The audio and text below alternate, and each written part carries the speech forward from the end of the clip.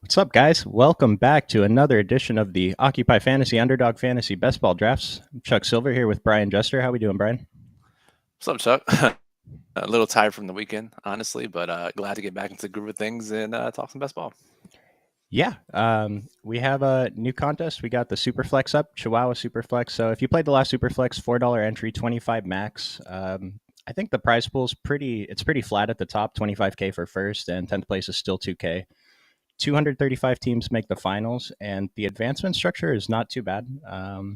The main difference in Superflex, if you haven't played before, is instead of the third wide receiver spot, we're going to have a Superflex spot, which the quarterback can slot into. And so quarterback value goes way up. There's probably going to be 8 to 9, sometimes 10 quarterbacks drafted in the first round. And I mean, we'll get into like the roster construction stuff when we go into a draft, but I think we really minimum we want 3 quarterbacks ending a draft. A lot of the times we're going to end up with 4. And for me personally, I still want to grab one of the top receivers and top running back if I can. It's kind of weird because in regular drafts, 3 receivers make your roster, but here we only need 2. And so I think we still want to target the top receivers, but those mid range of receivers are slightly less valuable compared to some of the running backs in the range. And then because there's one less skill position, I think tight end matters a little bit more too. And so I just wanted to go into a couple of drafts that I already did and just to kind of illustrate how different a draft room can be if you're drafting regular format BBM. You're really not going to have too much different weird stuff going on in the first 2-3 rounds. But in Superflex, it really depends on the room you're in. Where if these guys are going to start drafting their second QB a little bit, too early, in my opinion, or if they're going to let them slide towards ADP. If you read my Discord post, I said that the second QBs were probably going to go a little bit early. But if these guys actually go where their ADP says they are right now, then I think it's fine. So this is one of the drafts I did, and this seems like a pretty good draft in the sense that people aren't reaching for quarterbacks as much. You can see only 3 people took QB. Where did I draft? So this was one of the only ones I had in the top 6. I think the top 6, 7 picks are much more powerful than the last 8 through 12. It's just you can grab an elite quarterback, you can grab an elite receiver, and then you can still grab Kirk Cousins, Daniel Jones, one of these guys on the way back. So, Brian, any initial thoughts just looking at this one? Yeah, I think the first the first thought is it can be jarring if you haven't played either Superflex at all or Superflex best ball this season to see that many quarterbacks go that early. And obviously, my secondary thought is we still want to stack because this is top heavy payouts towards the end of the season, and now we have the added benefit of quarterback game stacking, 2 quarterbacks from the same game, just completely max out the correlation. So again, I haven't done these yet, so I'm just curious to see how drafts play out in the sense that because in typical drafts, it's very easy to plan out your week 17 stacks and maybe take a guy above ADP. But if all these quarterbacks are going super early, you have to be very careful about how I imagine how you build your week 17 teams if you want to be able to stack them with the quarterbacks going as early as they are. Yeah, and that's a good point you made. In regular formats, we don't typically want to take 2 quarterbacks from the same game, 17 game. If you make the finals and those are your 2 quarterbacks, or depending on the game is not a good game, then you're just dead. But here we'll have a few quarterback options. And so that game 17 super stack, I'm a big fan of. Just look at a couple more boards. Like I said, this is a pretty normal draft, I think, for quarterbacks.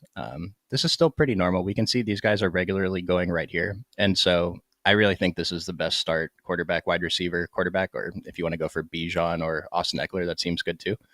Um, so with the 8th spot, though, this is where it starts to get a little bit weird. If you believe in Trevor Lawrence, or even if you don't, he's a quarterback who's projected to start the whole season, so he should be highly valued. But I kind of just want to get Justin Jefferson when he's available here. And then you see I went for Austin Eckler over any of these guys, and I still was able to grab Geno Smith and Russell Wilson in the 3rd and 4th round. And I think this is a pretty good start. I mean, compared to like this guy's start, this is a good start too. But I mean, it's the same thing as like if you in a typical 1 quarterback draft, if you don't grab an elite quarterback early, you're taking multiple late, and it's the same concept here. Instead of late, it's just rounds 3 through 6. So yeah. And Kyler is someone I've been targeting, so it's a little weird because he might miss a part of the season. My 4th quarterback is Baker Mayfield. Probably these are like the last 2 guys we can project to start for the beginning of the season anyway. And then there was one more. So this one is one that got really weird where Goff, Geno, Daniel Jones, Kirk Cousins all went way ahead of ADP. Holy You shit. can see five guys took QB starts. And the team I ended up, so I took Jamar Chase and Travis Kelsey, and I think I ended up with this combo in 4 out of the 10 drafts I did yesterday. Oh It wow. seems like a really good combo to have for week 17, but Hmm. this is probably going to be pretty common because it's just, I mean, it makes sense. We get one of the top receivers, we get Kelsey, game 17 stack. And then I still got my guy, Russell Wilson. I think this is going to be someone I end up with a lot since I'm targeting that second tier of quarterbacks. Still got other elite receivers, and then we top it off with Kyler, Jimmy, and Jacoby. Now, the problem is my quarterback room is super weak, but I think I kind of make up for it by having the elite running back with my hero running back targets where Yep. Ramondre is in the roster every team or every week. Hopefully, one of these guys contributes most weeks.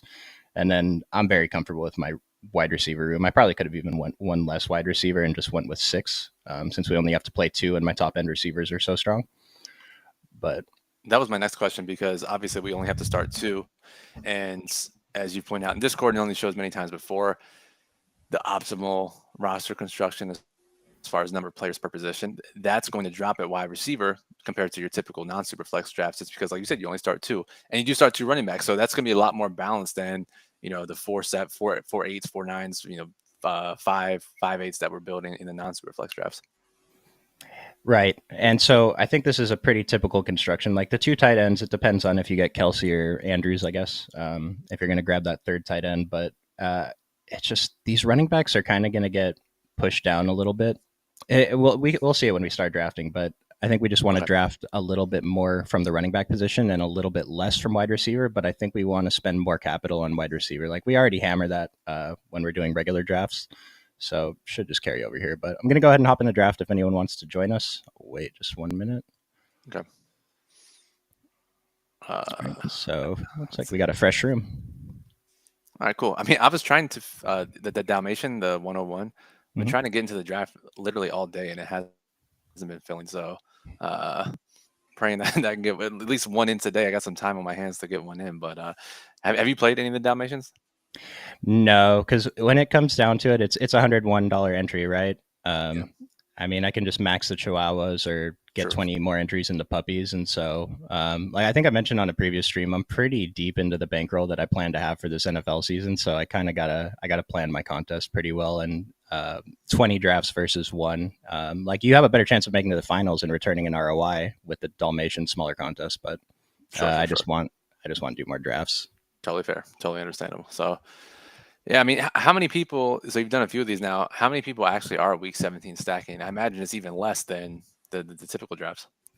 It's really hard to pay attention. Like it's hard enough to pay attention to my own team. I drafted Travis Kelsey, Mark Andrews, and Chig to a team yesterday, and Mm, I didn't like I was doing multiple drafts at the same time. I didn't realize which draft was which. And so the only that's the time I worst. noticed other people doing week 17 correlations was when they sniped my receiver that I had for my quarterback, Right. and they're taking it for their week 17 stack. Okay, so I got the number 3 pick. That's awesome. First time I've got the number 3 pick Cool. in this tournament. So probably just end up taking whoever's left out of the top 3 guys. And that's nice that, again, for those of you who haven't played this Superflex draft, the ADPs do change for Superflex. So Mahomes 1.3 ADP on average. It's not like you do any quick math on the top of your head when you're on the clock when if they'd use the typical ADPs. And I've seen people mix this up. So don't. That's one thing I will say with ADPs here. You can kind of ignore it for quarterback. If you need to reach 2 rounds for a Mhm. quarterback, then you really don't want to get left behind. Like running backs, there's always running backs that are these guys down here that have a path to getting in the game, wide receivers at the end, that a lot of late round guys that we're targeting. But with quarterbacks, it dries up pretty quick once you get past Baker Mayfield and Ryan Tannehill. I mean, you're going to end up drafting backups, and maybe they play a lot of. I think it was like 60 plus quarterbacks started a game last season. So, Right. like, there's chances these guys start, but you got to consider what's the chances that they start and contribute a score that's going to help you. Yeah, I guess that's my next question. I'll let you take Jalen Hurts here easily, but Mm-hmm. I mean, even back in the day when I used to play these 12 team season long super deep roster, super flex leagues, that you would end up taking some backups in some senses, like these high upside known backups, Mhm. guys who have gotten in the field before, maybe some rookies.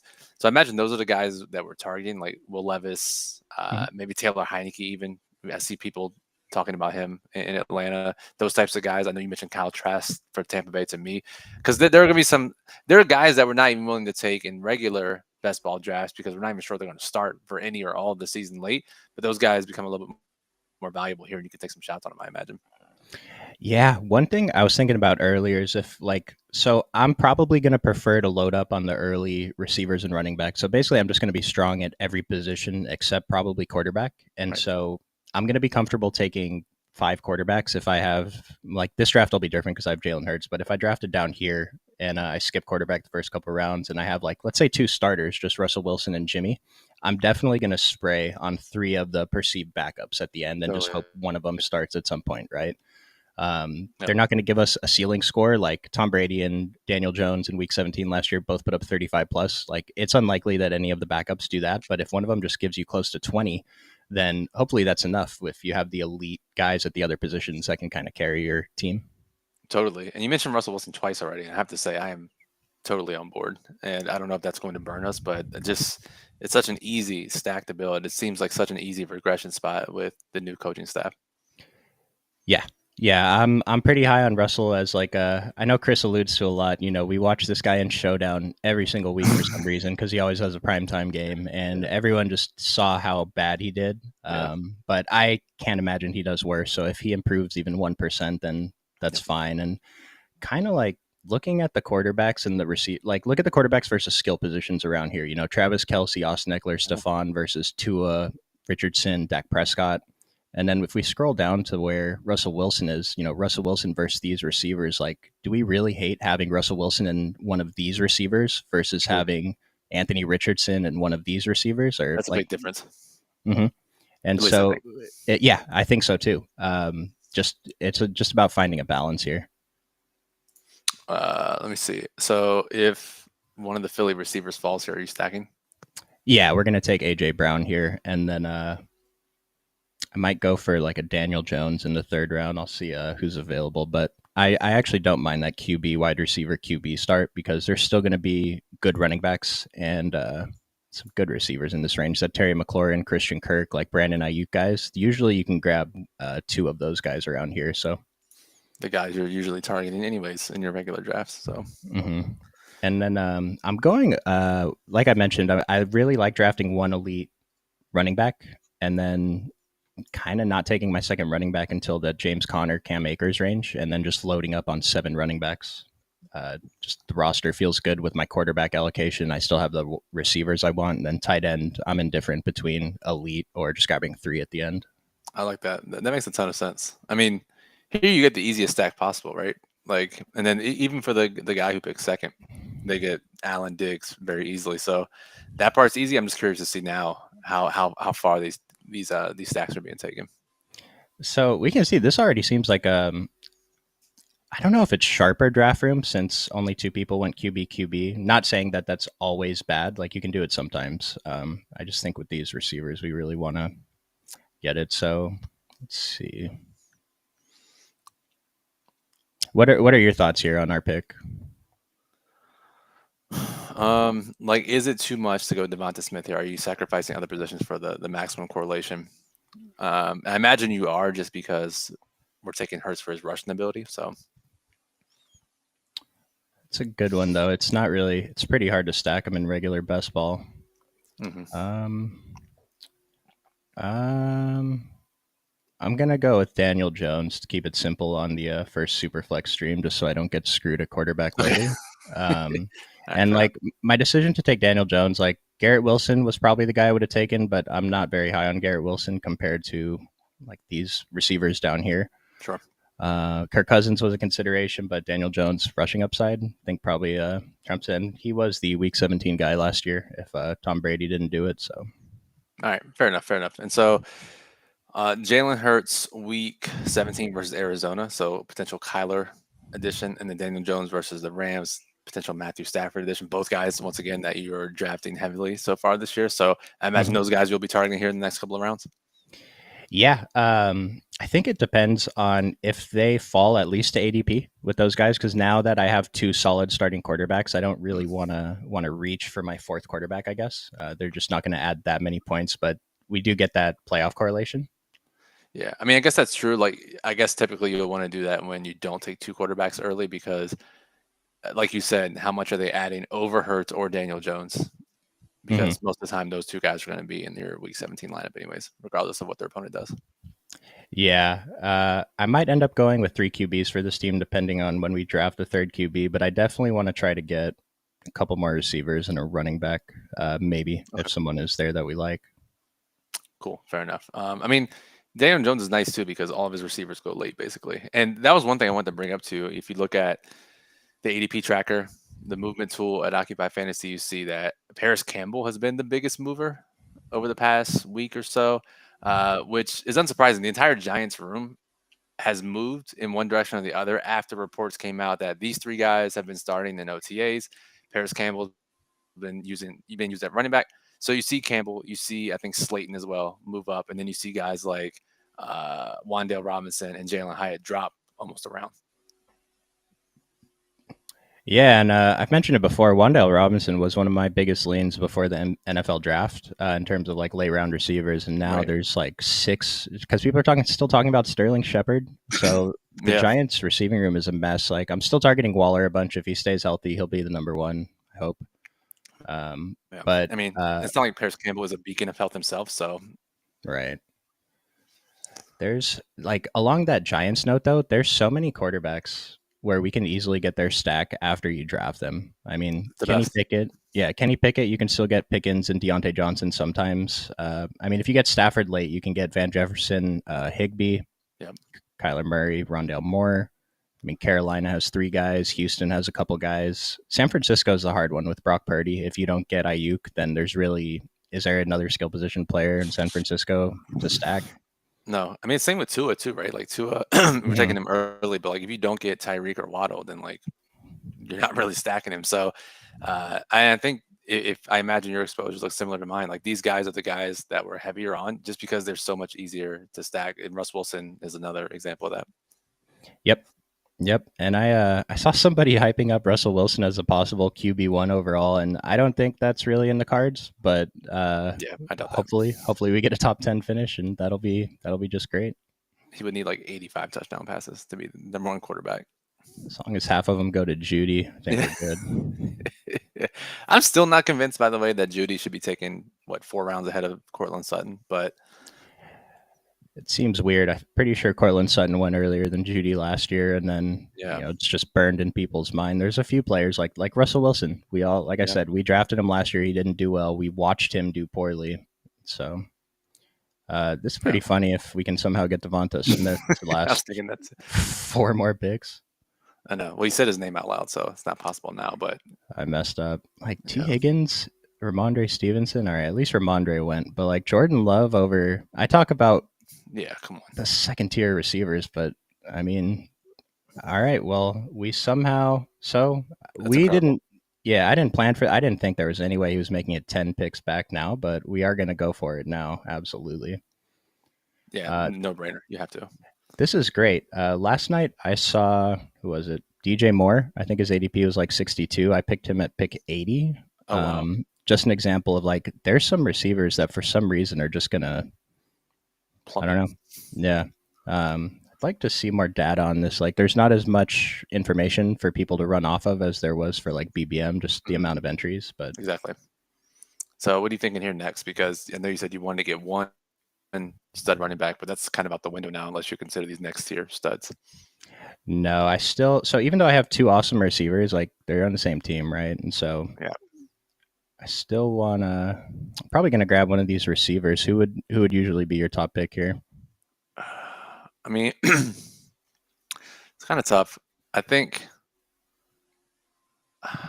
I think Amari out of all these guys, Ridley, you got to like the upside, but a little bit of competition there. Debo Hmm. needs the rushing work. I think Amari's the guy here. I know you've been drafting him a lot too. So Yeah, Amari. He's my guy here. I probably would have went Judy if he wasn't there. I've been taking some shots on Calvin Ridley when he falls, but like you said, I just these other guys can all be the man. Yeah. and Jacksonville seems good, but uh, Yeah, I don't know. I mean, year off, year plus off. So I don't know, man. yeah, we'll have to see. It's just one of those things. Like, would it surprise anyone if Kirk outscored him this year? And I don't think it would. Same thing with Sutton outscoring Judy. Like, I I'm gonna end up with more of the guy being drafted second than the guy being drafted first, unless I'm pigeonholed into needing a stack piece that early. So Most of the time, that's where I'm at too. But I will say Judy's one of my higher owned receivers right now, and I'm probably just slightly over the average on Sutton. I am too. That's the weird thing. I'm over on Judy more than I thought I would be, and I think Hmm. it is just because of I'm going correlation heavy, and for whatever reason, in the first 3 rounds, Denver has some sort of correlation with a lot of the top 3 rounds of picks. And by Hmm. the time I get to the fourth round, Judy's one of the only ones that usually matches up with it, despite all this talk of me saying that he could be just as even as Sutton by the end of the year. Well, they're week 15 and week 16 Lions and Patriots. I'm drafting a lot of Amon-Ra. I'm drafting a lot of Mhm. Ramondre. And so Yeah, that week 16 correlation is basically always there for me. And if not, I'm pretty much always drafting Mike Gesicki. yeah. Just Every someone on New single England. time. I have way too much exposure to the Patriots offense this season. Me too, but it's the same concept as Russell Wilson, even right. Everyone saw Hmm. how bad they were on offense. Mac Hmm. Jones had the potential to be benched for Bailey Zappi, but now we go from a guy who's never called plays in the NFL to Bill O'Brien, who has had successful offenses in the NFL. Say what you want about him as a head coach, but can run a successful NFL offense. Has done it in this exact city with this coaching staff. So they have nowhere to go but up. And it's the same thing as Russell Wilson. I like it. And Mac Jones, like, if he starts, I don't see why we shouldn't be very comfortable with him as our QB3 or QB4, especially when we start with two guys here. So here's one Totally thing: agree. there's 32 teams in the NFL. There's 32 projected Week 1 starting quarterbacks. There's 12 players in this draft. Like, everyone can have two starters, but everyone can't have three. And Yep. everyone definitely can't have four. I had a couple drafts where Baker Mayfield was my fourth, and I have three other projected starters, probably a little weaker at the other positions. But as long as you have two projected starters, like grabbing Mac Jones or even Baker Mayfield as your third QB, I think is pretty fine. I think so because those guys, even in down weeks, are going to be your super flex more often than not, and then you just need to just tread water during their bye weeks, right? So Yeah, I mean, what are we hoping? Like, what is Baker's floor if he starts most games? Like, is it 12? Is that generous? that's probably generous, but even so, right? Like if he's if he hits 12, right, that's still probably pretty decent, and probably might even end up in the super flex spot in most typical weeks. So Hmm. maybe it's not generous. I don't know if he starts, man. They got some weapons. So we talked about Godwin and Evans on here before, so. Russell Gage was the guy I was drafting at the end of like half of these super flex I did yesterday, just because I had Baker and I didn't have Evans or Chris Godwin. I've been drafting him a decent amount in round 18 as well in typical drafts, just because Hmm. they're going to run 3 wide receiver sets. I assume they're not going to run a bunch of 2 tight end stuff. And Gage got a decent contract the year before and basically free. And Tampa Bay, if you miss on those guys, it's easy correlation. Hmm. So I agree with you there. And something about they did reduce his contract, but they gave him incentives. So Yep. hopefully they at least just give him snaps to try to earn them. Or if Mike Evans or Godwin gets traded, then Gage becomes such a good value. Yep. Exactly. Very. I mean, I don't even think the floor is that low. And again, it's Hmm. round 18, so who the hell cares? Right. All right. So what are you So thinking here? I probably was going to start thinking about Kyler, but Oh yeah. Marquise Brown would be the ideal stacking partner. So we have pick 70 and pick 75. Do one of these guys have incentive to pick Marquise Brown? Not really. I don't think so. So Except for maybe the second guy because he only has one receiver, so that's possible. um, what would your pick be here? I mean, I would. Kyler's already gone, or is he not taken yet? Kyler got taken. Okay. Mostly because the clock's ticking, I would probably just take him and then figure out my next pick. If we're being honest. Yeah. So we started with four very strong. Like, this is a very strong receiving room considering we have two starting quarterbacks, right? And so Yeah. probably end at six wide receivers in this draft. Maybe I'll take one more if someone makes sense around here.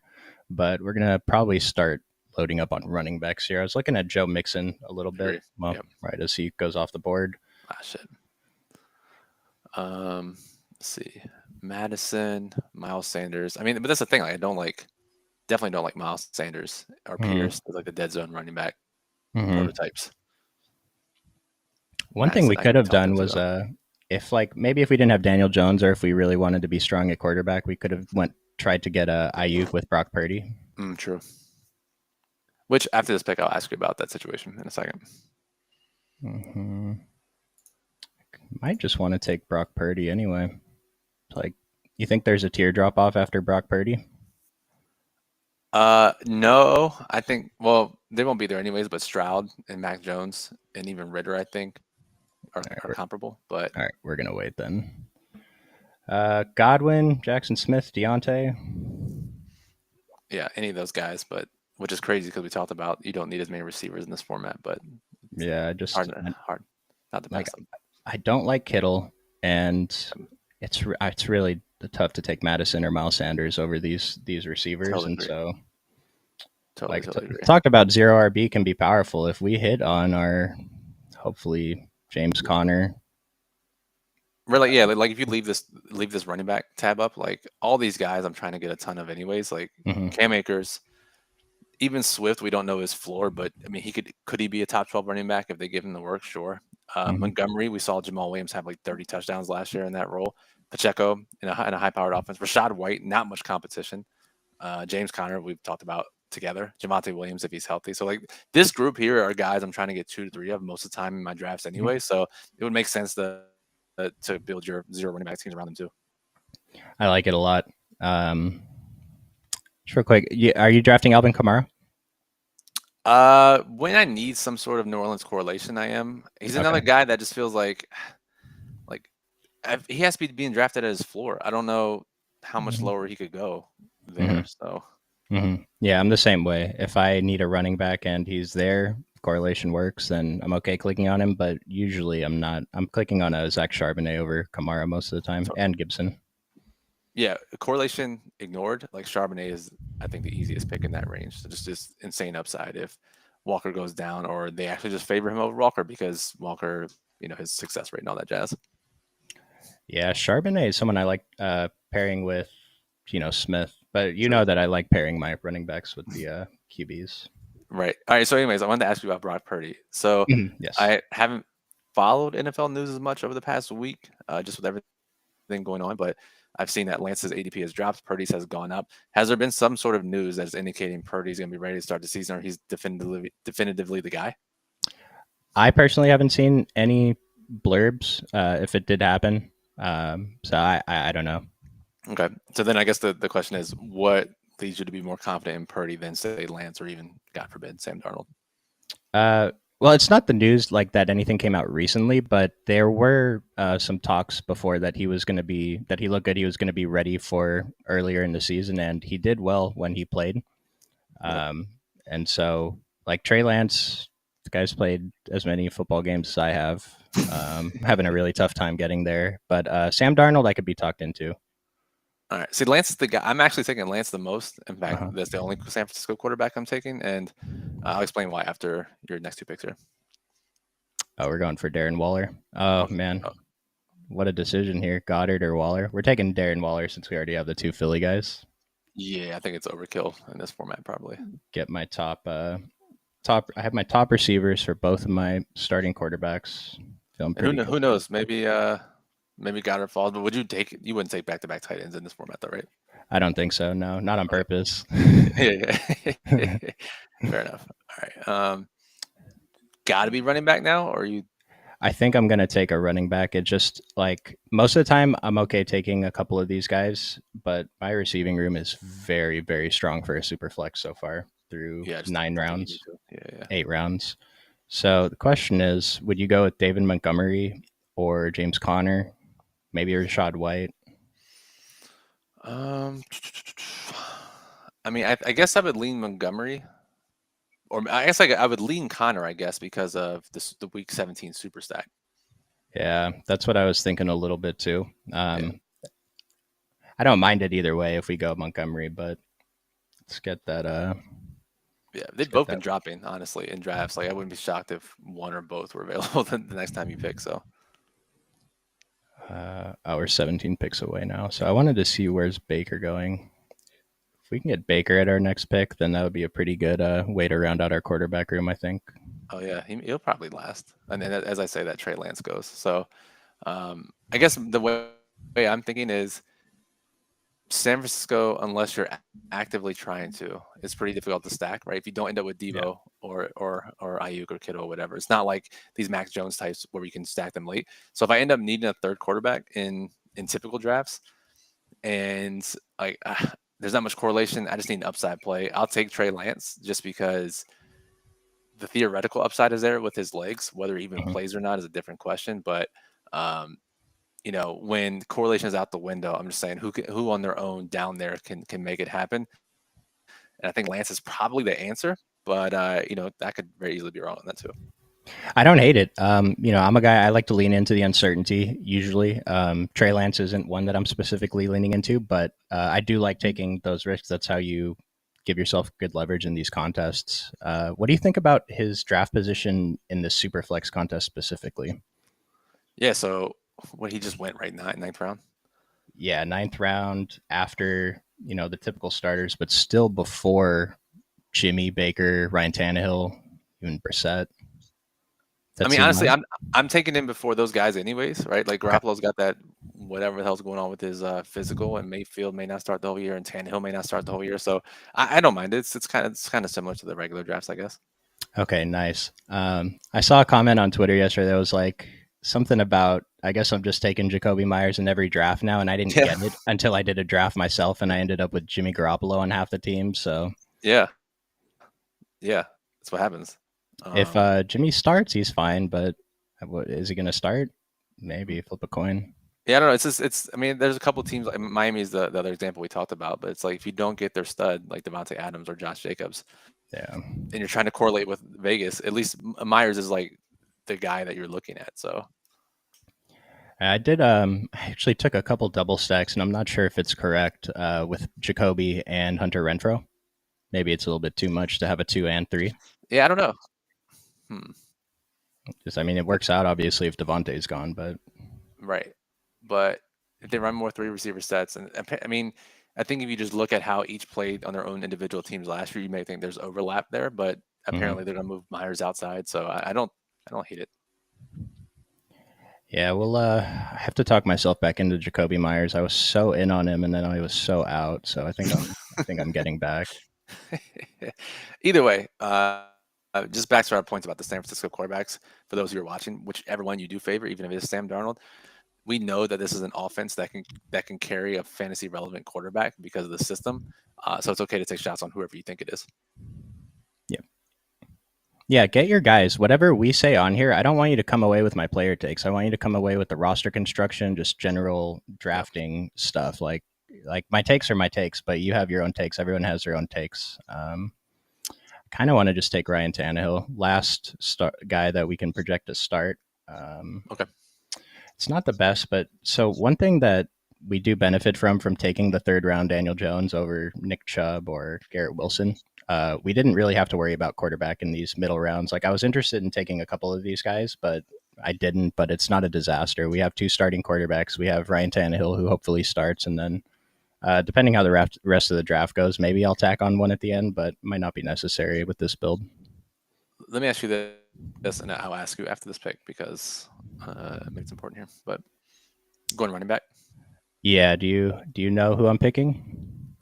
AJ Dillon. Should I pick AJ Dillon? I was going to go with Antonio Gibson. I could be No, I talking like to Dillon though. I like Gibson more unless they decide to sign Kareem Hunt. So So here's another thing. Like we talk about, we're slamming correlation. AJ Dillon has a week 15 correlation with one of my receivers. It's not really enough for me. Like I'm much higher on Gibson than I am on Dillon. That's not enough for sure, me to go Dillon over Gibson. that's fine. That's totally fine. Um, but my question to you was: so you took Tannehill. There is some question, obviously. They've taken quarterbacks in back-to-back drafts. Mm-hmm. So, I mean, Malik Willis was atrocious last year. So I imagine if Tannehill is benched, it probably Will Levis. Mhm. Is it crazy to take Levis as your fourth quarterback? That way you have essentially three quarterbacks all season. I kind of like it. No, I kind of like it. It kind of reminds me of like if I have Bijan and I'm still taking Tyler Algier later, or just any of the handcuffs, I guess, for one of the top running backs. Like it, It just seems so worthwhile in this format compared to the regular format. especially having 20 rounds. Yes. Yeah. Use those extra two roster spots to your benefit. I mean, here they're going to go towards quarterbacks, but yeah, Yeah, like like you said, Baker and Trask, like something like that. just guarantee yourself the starter unless something weird happens. Yeah. It's good. Like you said, like Tennessee's a little weird because they do have Malik Willis still, but he was bad. I can't imagine they're going to give him another shot over the guy who was supposed to go number one overall. Right. Right. Exactly. Yeah, yeah. What a great value for Tennessee. Are you looking at any Tennessee skill position players besides? I was looking Are at, you? I think early last week, I was in some drafts, in some slow drafts, where I was like, oh, I could use some Tennessee correlation late. It's like, oh my God, who am I taking? Like, and I'm talking like round 15 or later, because if it's above that, we're just taking Chig Mhm. if we need a tight end. So it's like Westbrook Akina or Kyle Phillips. Like, it sounds terrible, but they just did not upgrade the position. And Mhm. Phillips had some spike weeks, or at least some targets when he was healthy earlier in the season, and he looked Mhm. like an NFL player. So I've been leaning him, but Westbrook Akina is a deep threat too. So it's really gross, but I think it's worth a couple percent in your exposures. I think so too. Yeah, I've taken. I don't know if I've clicked on Kyle Phillips yet, but I've taken Westbrook Akine a couple times, and then. But here, we'll probably just go for Chig if we can. I like that. Yeah, I like that a lot. I mean, yeah, just I I was looking, I was like, there's no way that, because we look at Tennessee in showdown slates last year. It's like you're not playing those guys in normal slates, but Westbrook Akina, Kyle Phillips, and you're like, there's no way those are the guys you're going with again this year, and they absolutely are. So, and it's not like Burks was showed talent, but he was inconsistent, and it's like, wait, you're going into your season with him as your number one. So I'm not sure what Tennessee's doing. Are you high on Burks? Uh, I think I am. I think I am, but I haven't been clicking him a lot. So Same. Yeah, I don't think I'm out on him, but I'm not picking him around the other guys next to him. right. So maybe they just by definition that means I'm not in on him. But I Right. think he's talented. And wouldn't be shocked if he beats his ADP. All right. I see like some advanced stats that say he's really good, but then you look at the actual Right. on-field production and it's kind of different. Yeah. I mean, they throw 10 times per game, so it's like, yeah, I don't know. So you're thinking Shake here? I think I'm gonna take Chig. Yeah. I mean, Okay. Jamal Williams probably would have been my guy if I didn't have to stack anyone. Just get another running back here. But we're probably gonna take 7 running backs, maybe 8 running backs. Okay. Well, this will be good because I'm curious to see who some of these backup running back targets that you've been looking at over the past few weeks. I don't have any like hard leans. Usually, I feel like I would have a hard lean on a late guy. Like Kenneth Gainwell's my highest owned running back now. Yep. Same.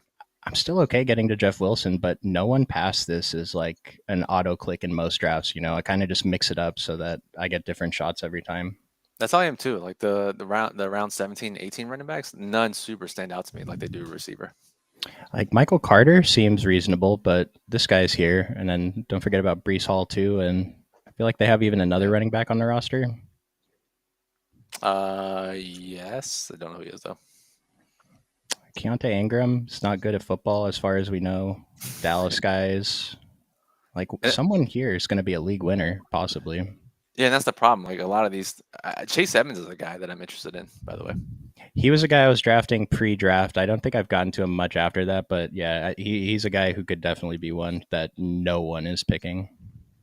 Yeah, I've been picking him some, and it might be wise. I'll let you pick here, and I'll explain more about the situation.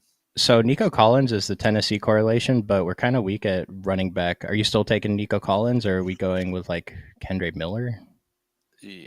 I mean, I would just prefer Nico and just be done with wide receiver. Okay, so we're done with receiver. Pretty strong at receiver here. Yeah, yeah, I agree. No bye week issues really. So, um, but yeah, we were talking about, I forget already. What were we talking about? Oh, running back, late running backs. It was literally 3 picks ago. Yeah, we got to Chase Edmonds. Oh, Chase Edmonds. Okay, so I know Sean Tucker was a guy that a lot of the advanced modeling likes, and he Yeah. would have probably been drafted had it not been for his, I think, a heart issue, right? So maybe he's a guy that we draft now a couple times, right? And then preseason DFS comes around and he's balling out, and it's like, oh, he's going to be around 15 pick because he's a clear Tampa Bay backup now, or he just doesn't do anything, and then we just don't have to take him anymore. He was a guy I was in on before the draft, and then haven't clicked him a single time after. So this is your cue to start clicking a little more. I guess. Yeah. Um, I mean, like if you think about it, granted, if you take draft capital into consideration, which you should, it's not great. But if you look at situations, one of the best situations he probably could have gone to. yeah. Yeah. On that note, are you getting Rashad White? It's a decent amount, yeah. I Decent I amount. I I liked him last year, especially his pass catching profile, and they didn't do anything to upgrade the Hmm. position, and they should be trailing a decent amount, which is great for his PPR outlook. So, yeah, I'm in on Rashad White. That's someone I probably need to. I need to get to a little bit more. Might be a blind spot for me right now. Yeah, it's kind of weird because he has the profile of a dead zone running back, but he's going later than dead zone running backs go. Like Hmm. generally, those types of guys in that range have a counterpart, like James Cook and Damian Harris or Gibson and Brian Robinson. But it's like no, it's Chase Edmonds around 18. So I feel like that's an indication we probably should be clicking him. I like that reasoning. Yeah, it's a good. That's a good point. So I know who I want with my next pick. Hopefully they're there. Usually they're there. It's a running back. Um, it is. Let's see. Bring up the running backs. Let me see if I can guess who it is. Um, this or is it? Is it the first one on the list? No, Okay. no, but I am clicking him a fair amount though. Okay. Oops. Wow, I Do, might do, be I might be bad if you're not if you're not in on this guy either. well, no, now, well, now I'm just in suspense until that guy gets picked. Are you rating the Chicago running backs in the order that they're being drafted? I think so. Yeah, I think so. I mean, I'm just kind of indifferent. If someone's there and there's no one else I'm interested, I'll take them. If someone's there, then I think I can get the next guy later. If I need a running back, then I usually lean towards younger though in these situations where we really don't know. true. So Yeah, so Roshan and Herbert over Deonta for sure. yeah, like Roshan, I don't know. I'm kind of just hoping he starts weeks 15 through 17 on the teams that I draft him to. Right? Very possible, yeah. But I'm waiting anxiously to see who this running back is. Devin Singletary, was it Okay, worth the wait? yeah, probably not. Probably not. I don't know who would have been worth the wait to be honest, but you get the extra correlation there with week 17, and um, they started to use Damian Pierce down the stretch more on third downs over Burkhead, but Singletary is an upgrade of Burkhead in my eyes, so I wouldn't be shocked if Pierce is still just a two-down running back. Yeah, like Singletary, I expect to get snaps most games, right? With Yeah, a lot of these guys, like a lot of these guys are probably going to get snaps most games, but uh, I don't know. Damian Pierce, he was good. I was in on him last year. I don't think I've drafted him at all this year. So yeah, I barely have clicked him. Again, the ultimate example of dead zone running back. yes, yes, Gus is another guy that I've been drafting.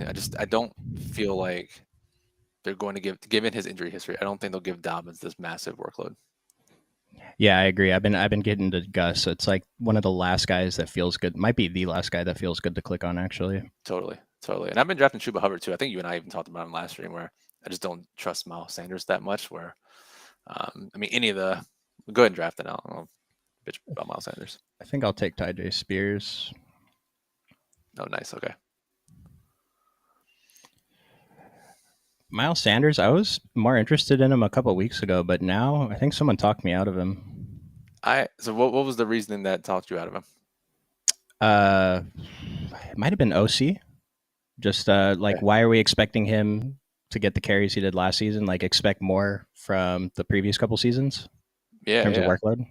yeah. I think that's fair. And I mean, one of the biggest knocks against Sanders is at least from the tape grinders that I've listened to and watched and read, is his vision and his decision making. Mhm. And oftentimes scheme can make up for that. And maybe Frank Reich does that in Carolina, but we know for sure it happened in Philadelphia, and you can Mhm. make up for that. So if he loses that any scheme edge, then I just don't know what his upside is. So it wouldn't shock me to see him lose carries to any of the guys on the team. Yep. Yeah, Chuba Hubbard, someone I'm getting late to. Yep, Um, I just think about like how good is offense going to be? You know, that too. are they are they going to score touchdowns? They kind of need to score touchdowns.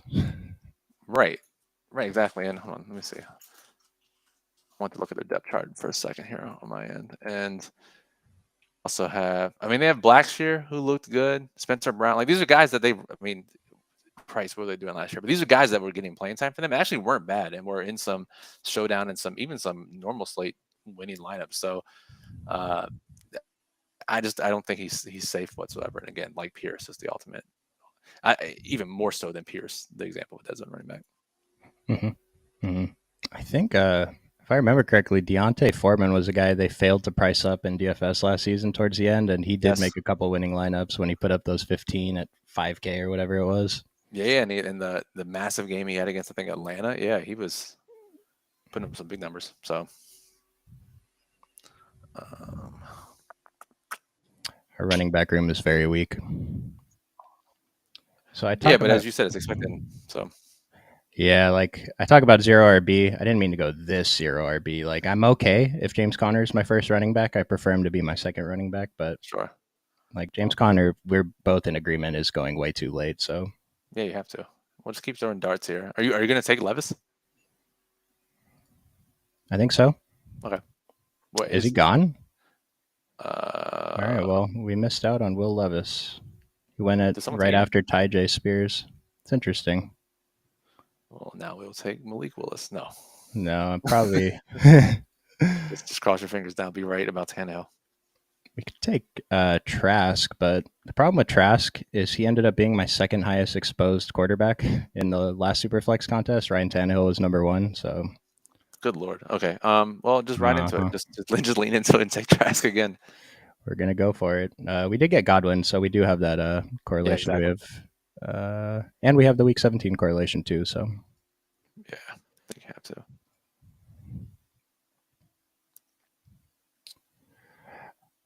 when you how many drafts are you in through this season? If I look now, I have like 12 more slow drafts that I'm working on, and I have completed 32. So like let's say roughly 50 drafts. Are you finding yourself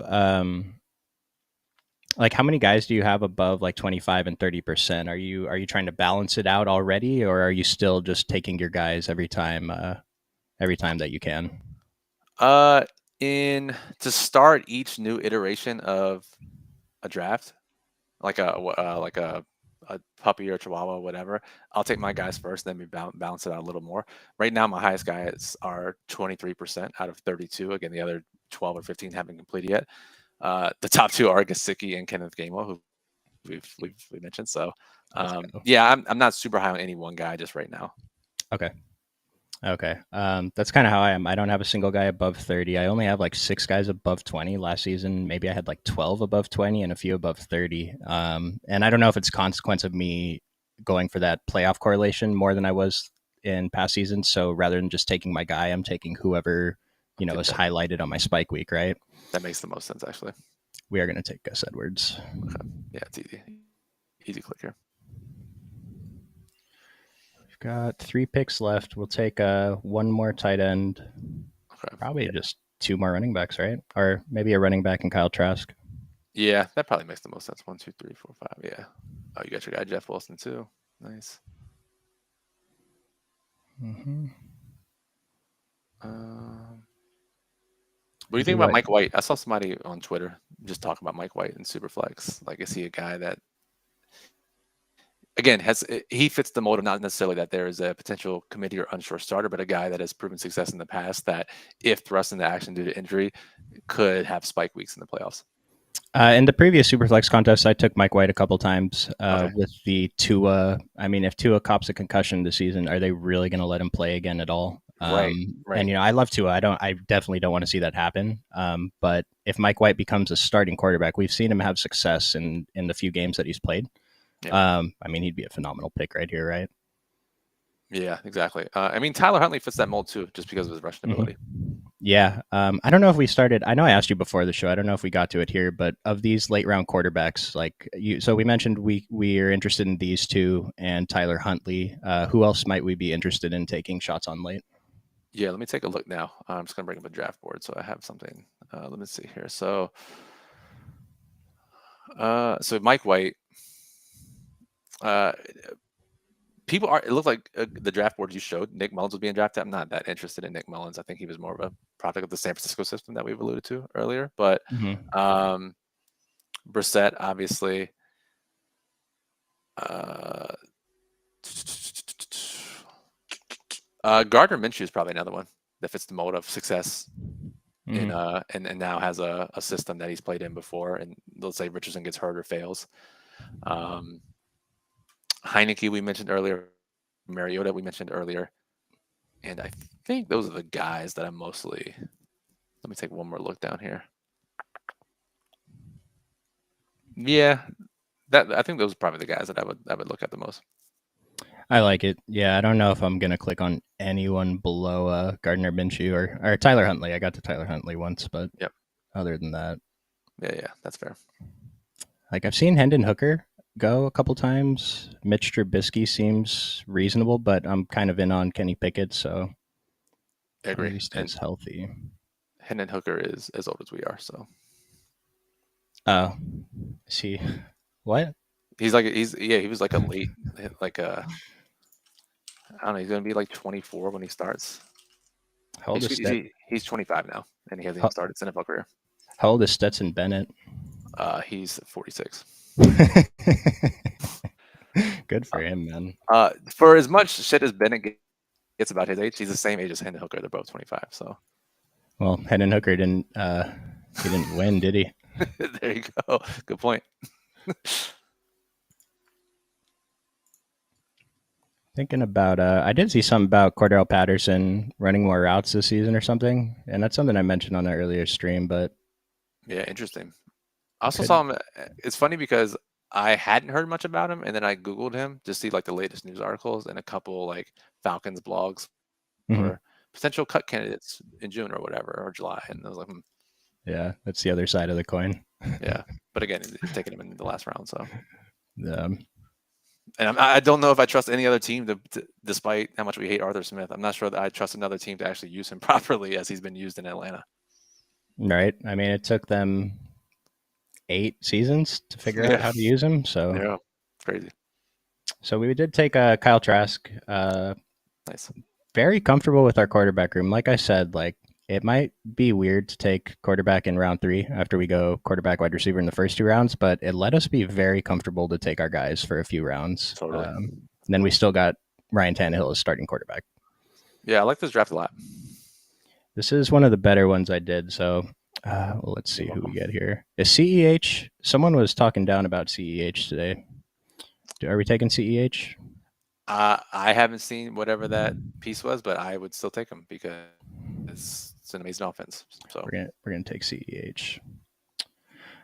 Someone was just saying like if all these quote unquote sharps are drafting CEH at the end, like are we really getting the benefit that we think we are? And I thought about it for a bit, and I think the answer is still yes. Because if he plays and contributes yeah, points, I don't care who else is drafting him. He's contributing points to my team. That's the most important team. right. I mean, maybe he's 98% owned compared to Zamir White 5% or something. Maybe I get it in that sense. Mm-hmm. Um, but I think, and maybe we're overconfident in what we think about those situations. But to me, it's CEH could be usable week 1, Mm-hmm. injury aside, right? Could be usable. Maybe he regains the trust, whatever it is. He's one injury away from certainly contributing points or playing decent snaps on most weeks. If Jacobs leaves with this contract issue or gets hurt, we're not even certain that Zamir White does that. So I think the ownership gap is probably pretty appropriate. I like that. Thank you for putting it like that. It's a good way to think about it. Yeah, I don't know if it's right or not, but it at least sounds good in my head. So Sounds good. Said out loud too. Um, that's one thing about you. It's kind of get comfortable being slightly uncomfortable with your expected week one starting roster, right? yes. Like this is not a good running back room in week one, probably not. But by week seven, could be the nuts. Probably Hell, not the dude, nuts, but we're in June. It could be September 6th. This could look great. Like, right? We don't know. it's a good point. Before training, so in like past seasons, like little things, you think the stuff out of OTAs, changed ADPs. Wait till training camp and Jamar Chase dropping one pass, two passes in preseason. Like, Oh my god, I'm excited for that actually. yeah, it's gonna be fun. Reacting to that stuff on the stream and just seeing how we all feel about. I mean, I'm sure we're gonna be in agreement of a lot of things like we are now. It's Right, right, right. it's gonna be more fun. I know. Yeah, yeah, it's June is ending, July. This is how the calendar works. July is next, and so I'm gonna start hammering my best ball mania draft starting July 1st or July 1st ish, and try to get my 150 starting. That I've only done a couple so far, but I feel like I've got enough practice so far, and we're at the point where at least the research I've seen, I think you've seen similar, where July starts to be the turning point where best ball mania drafts become more potentially profitable, right? It was So something like if you can get the early ADP values from May, I guess, then you're good. right, But yeah, like last season, my teams drafted closer to the season did perform better. Now my takes are more solidified, so maybe that's a little to do with it. But right. it just we have more information, so Yeah, I think that's fine. And if we have more information, and again, like I said, it's what you think your edge is. If you think you can out project people this early, then that's your edge in draft now. But if you think you're going to be more degen than everyone else and have every piece of information possible than most people in your drafts, then that's when your edge is later in the year. So mhm. Mix it up. You never know until you try. that's true. But like you said, I just know that even only doing 50 drafts and having done them for a month, I feel way more comfortable just Mhm. drafting. Period, of when guys are going to go and how I can fit pieces together now than I did even 3 weeks ago. So No, absolutely. It's fun, right? Like this is just fun. it is. It totally is. I mean, I got 30 minutes to. I had nothing to do. Let me just bang out a draft and just do that multiple times per day. So Right? Like we don't even know how much uh, we're not winning until the end of the season. yeah, that's the best part. I'm spending all this money. It's like, yeah, I got potential ROI, and then if I just lose, then that's written off in 2024. So It's not bad. So I did go with Noah Fant. Get the. I was hoping he was going to fall there. Get week 15 with Jalen Hurts. Get week oh, nice. 16 with Ryan Tannehill. He's. I was drafting him more before. I think I'm drafting more of Hayden Hurst now as like my favorite late round tight end. But You uh, talked me into Hurst a little bit in the last time we talked. So I was drafting yeah, Fan a little bit too, and I'm drafting Hurst now too. But yeah, I mean, these are guys that we hope catch a touchdown in a week or two. So yeah, that's it. Just catch a touchdown. So this draft seems pretty good. I think we got 4-7-6-3. It's probably a typical construction. Maybe one less quarterback, add one more running back, maybe, but maybe that's overkill. Add one more receiver if slightly weaker receiver. But these receivers are very strong. Like having these powerful, five, consider we only start two a week plus one in the flex. So you still have one receiver in the flex. So right? that's still important to have a third good receiver, just less important than regular. So, Brian, any final thoughts before we get out of here? No, this was enlightening to do a super flex draft, and hopefully, a lot of you out there who haven't done them yet learned a lot from this stream. I know I have. So go get in. And again, it's only $4, right, Chuck? So go Mhm. practice it. There are going to be more super flex drafts that drop over the rest of the summer. So no better time to get practice. And Chuck, I'll let you pitch the promo code and take us out. Yep. If you are depositing on Underdog for your first time signing up, use our promo code Occupy2, the number two, and they will give you $100 deposit bonus. So deposit $100, they give you $100 in site credit. You can max out the Chihuahua but Superflex if you want to, or you can play Pick'em, Best Ball Mania, whatever you want to do with that. And so appreciate everybody for watching. This was fun. Join us in the Discord, and we'll see you guys next time. See you.